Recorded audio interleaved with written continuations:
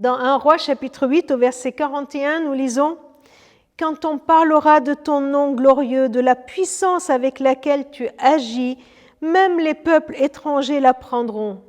Si alors un étranger, quelqu'un qui ne fait pas partie d'Israël, ton peuple, vient des pays éloignés pour te prier dans ce temple, toi, Seigneur, dans les cieux où tu habites, écoute et accorde-lui ce qu'il demande.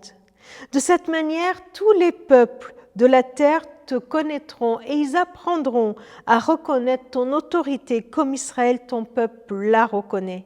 Et ils sauront que c'est en ton honneur que j'ai construit ce temple. » Je trouve ce bout de cette prière magnifique. Salomon qui a construit ce temple, il a un cœur et une pensée qui sont tournés vers l'étranger. Vous savez, l'étranger, c'est celui qui n'est pas comme moi, celui même qui ne connaît pas Dieu, qui n'attend pas Dieu.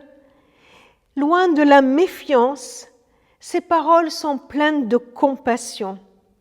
Celui qui fait cette prière sait que Dieu veut le bien de tous. Et celui qui prie ne veut pas garder Dieu pour lui-même, mais il veut partager Dieu avec les autres. Je trouve ça tellement touchant. Et c'est un appel pour nous de ne pas garder la grâce de Dieu pour nous-mêmes, de ne pas garder le fait qu'on connaisse Dieu, qu'on vive avec lui pour nous-mêmes, de ne pas garder l'amour de Dieu pour nous-mêmes. Alors, comment on peut partager, même à l'étranger, l'amour de Dieu?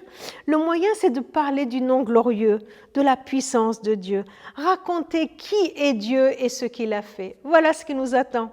Voilà comment on est témoin en parlant de Dieu, en racontant qui il est.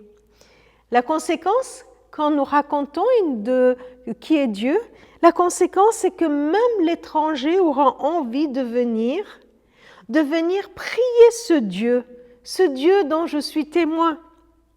Et quand cet étranger prie, eh bien le Seigneur écoute. Le Seigneur l'écoute, il lui accorde ce qu'il lui a demandé. Pourquoi? Pour que tous les autres peuples reconnaissent également Dieu. Je trouve ça extraordinaire parce que c'est une prière qui est orientée vers l'autre et l'objectif, c'est que le nom du Seigneur soit encore glorifié, c'est-à-dire qu'il soit reconnu, qu'il soit manifesté.